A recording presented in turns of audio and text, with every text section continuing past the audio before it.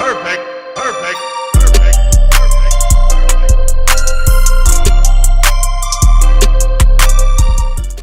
Hey, what's going on, guys? My name is Logic and welcome back to yet another video.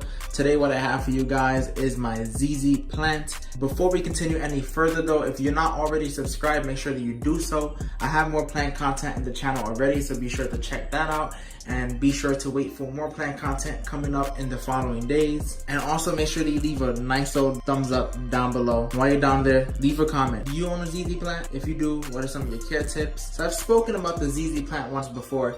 I've spoken about it in my first plant video, which was the top 5 beginners plants. I spoke a little bit about how this is one of the easiest plants for anybody to take care of. And while this is not the same exact ZZ plant, the same rules do apply to this one. It's still one of the easiest plants for anyone to take care of. And if anybody wants to get their foot in the plant hobby game, I would definitely point them to this one. This is my go-to for any plant beginner and a plant expert alike because it's just such a beautiful plant. Now, the most striking characteristic of the ZZ plant is the glossy leaves, which many people often mistake for fake, but they are not fake. That is just how wonderful the leaves come out on this plant all the time. And what often surprises people about this plant is just how little care you need to give this plant to get nice and tall shoots just like this. I'm not trying to imply that you should just leave your ZZ plant without water for like months on end. Like, at the end of the day, it is still a plant.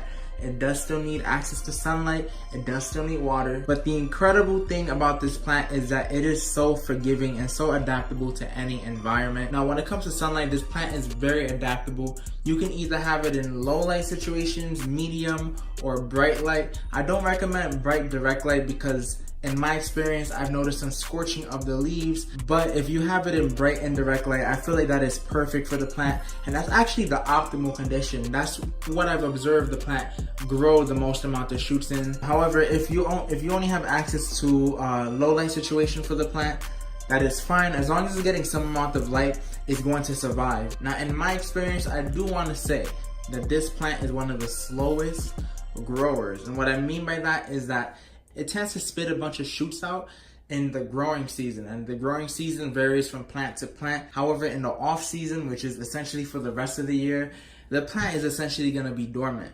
Now, that doesn't mean that the leaves are going to fall off, but that does mean that you're not going to see any significant growth. Now, as for watering, since it is in the dormant period, I generally water it once every 2 to 3 weeks. It depends, how dry the room is, because I have the heater on lately and it's a clay pot, so a lot of the water is going to evaporate really quickly, but the stalks do an excellent job of preserving the water, so that is literally the main reason why this plant is such a survivor. But yes, guys, as for the ZZ plant, that is it for the video. Let me know down in the comments if you have any questions down below. I will answer all of them. Also, once again, leave a thumbs up if you enjoyed the video. It really goes a long way. Subscribe if you're not subscribed already, and if you are, thank you very much.